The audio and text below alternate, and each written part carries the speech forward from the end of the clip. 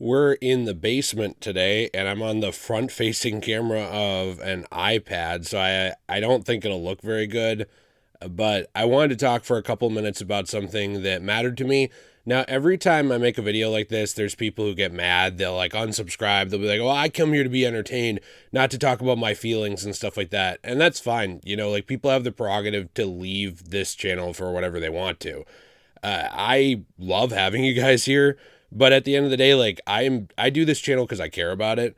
And so when I talk about something like this, like on my Real Talks playlist, because this is part of the variety, it's something that matters to me. And it's something I've seen lately, especially since getting out of high school. Now I'm now 30, obviously. So it's like, I guess me saying that, like I'm geriatric when it comes to the internet.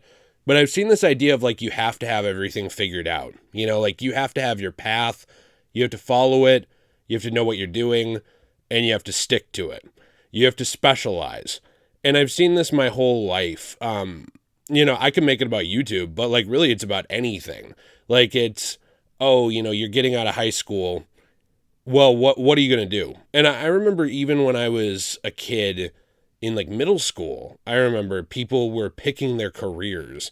And I was thinking like, bro, you're not going to be the same person in 5 years. You're not going to be happy with whatever this choice was. And very few of those people stuck with it. Very few of the people that I knew in high school went into the career that they said they were going to and either stayed there or even went into it at all. Like some of them didn't even go into it.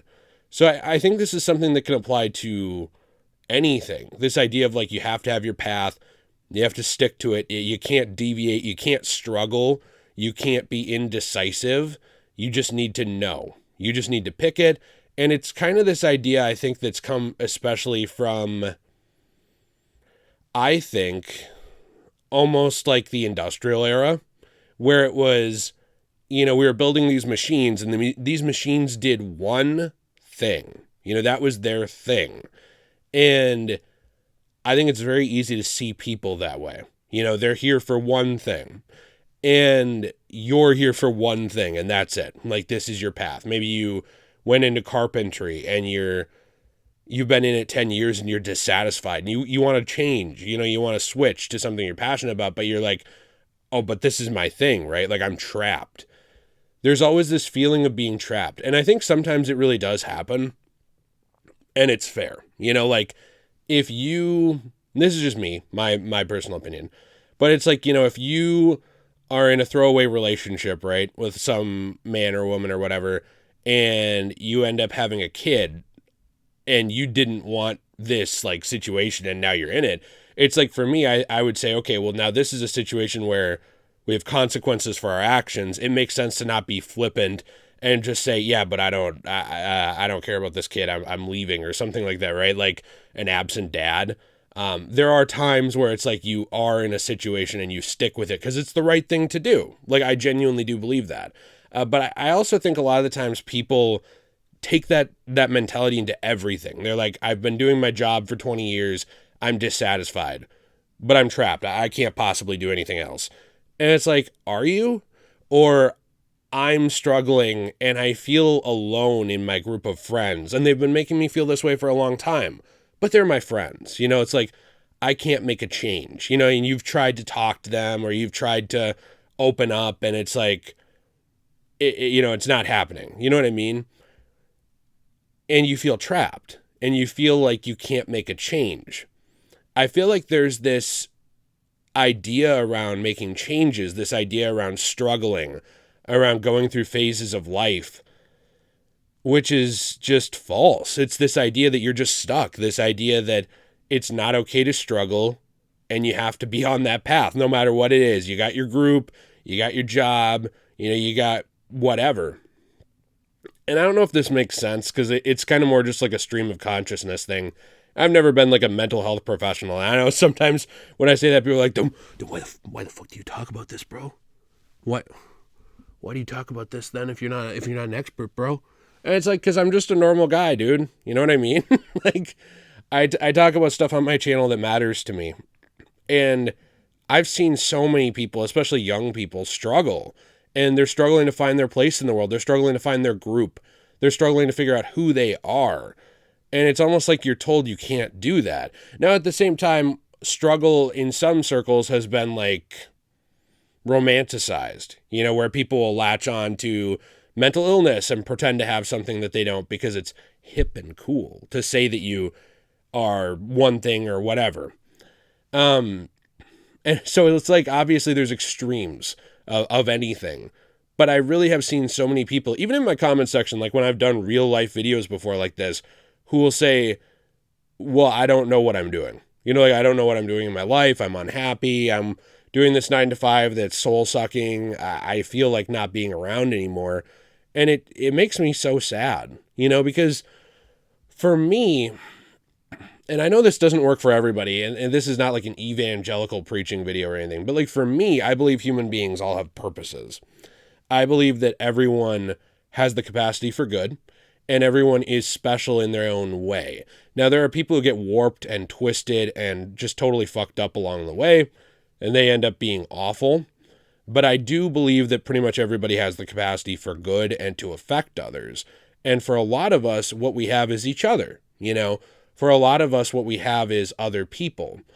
And yet, I found in my life, a lot of times in different phases, that other people can make you feel like you're the odd one out and you're directionless and like you don't belong and you are the only one who can't pick a career path and stick to it, or who can't pick a friend group and stick to it, or who can't, have this stability. And if you don't have that, it might just be because you haven't found the right thing yet, You could be in a career for 20 years. I went into teaching. I know I keep going back to career because career is the easiest example. Career is this thing where it's like you out of high school are borderline expected to know going into college now. And by the way, you're expected to go to college. It's like you can't even go to trade school or anything like that anymore. It's looked down upon for whatever reason. Even though like whatever you do for your job, if you're making money, you're contributing to society, it should be important, right? I mean, that's my personal opinion. But career is the easiest example. You're expected to get into high school, and by the time you graduate, you are expected to know. You're expected to know what you're going to do. I don't know why you're expected to know what you're going to do, but you are. And it used to be that like you'd have a period of self-discovery, like you'd be thinking about who you are, and you'd be thinking about what makes you happy. And there were options like apprenticeship. There was options to try things out. There were options to go into programs but then switch. And nowadays it's so hard to do that. And that's why I use that as an example, because I think it's like one of those big examples where it's like, oh, look, you can see me in my reflection because my medical insurance, because I have terrible medical insurance, by the way, because I'm poor, they refuse to give me anti-glare. So now you can see the clone of me in my eyes pulling the strings. See that? Anyway, I guess my point is it's an example where it's like, I think people end up on a track and they really think they're stuck in that. But I think it applies to every facet of life. It can apply to your friend group. It can apply to a relationship. It really can. Now, again, when I say that, I don't mean like, hey, I just turned 40 and I'm horny and I really, really want to date a supermodel. So I'm going to ditch my children, buy a sports car. And my wife, who's been loyal to me forever, yeah, I don't care. That's not what I'm talking about, right? Like there's a lot of people who do that. What I mean is like a bad situation. Like maybe you're in an abusive relationship mentally or physically, or maybe you're in a relationship where like you guys aren't happy and it's just, you're just forcing it. Things like that and you feel stuck. Or you're in a friend group and it's like, I've been friends with this person for 15 years, but they're not the same person anymore. I used to think that when I heard this advice, that it was the douchiest advice of all time. Of like, people change, sometimes you need to let friendships go. And I thought, that's the douchiest thing to say to somebody ever. Like, that makes it sound like friends are disposable. But as I've gotten older, I've realized that, like, you shouldn't throw out friendships willy-nilly just because. There's people who do that. But if you are trying to improve as a person and grow, and someone isn't, or someone is hurting you, like, mentally or physically, they're always pulling you down, they're always draining you, not in the fun way. We're not talking like a friend with benefits. I'm just kidding, guys. We're talking like, somebody who's like a cancer to be around. And maybe their values completely don't align with yours, or maybe they treat you disrespectfully. And you feel like you're stuck in that friendship, you have to maintain it. I had a friendship that I maintained on and off for, man, since out of high school all the way until I was like 23. And me and this person just grew apart. And I don't even know. It made me sad. Now, when I tell the story, I'm sure I sound like the good guy and they don't. But like for me, it felt like I was, valuing this friendship, putting a lot into it, really respected this person, wanted to be a part of their life, viewed them almost as family, and they just didn't treat me that way. And it hit a point for me where I was like, okay, well, it's been years. I've been pushing this friendship for years. Clearly, it's not two-sided. It's a one-sided thing. It's hurting me. It's not doing anything for them. Like, it's time to just let it go. And that's kind of how I felt on it. And I did let it go. And, every once in a while I think about this person, it makes me sad. Like, I think, I miss being friends with that person. But it's not that I miss being friends with who they were at the end of our friendship. Like if I reached out to them again, it's not the friendship that I miss. I miss being friends with that person 10 years ago, 5 years ago, maybe 7 years ago, because friendship ended a few years ago at this point. Do you know what I mean? But if I hadn't made that change, right? If I hadn't made that change to now take time for friends who really, do treat me that way, like Nate, for example, or T, or my wife, Jill, like I reprioritized my time and I put that more into other people and put it more into myself and into my work too, and into things that did make me happy. Now, that said, there are times too where you struggle and you feel trapped, and sometimes, like leaving isn't the best option. I know a lot of times men, especially like I said, when they hit 40, they feel trapped in their stability because men are hardwired to reproduce. I mean, men are hardwired to have a lot of sex and to make as many babies as possible. And that's kind of in our like DNA, but is that the right thing to do? It's like, is that the right thing to ditch your family? Is that the right thing to go pursuing these fleeting things because of your DNA? I would say no. I'd say then you're just as much of a slave of your nature, right? Not who you really are inside, like as a person, but of biology.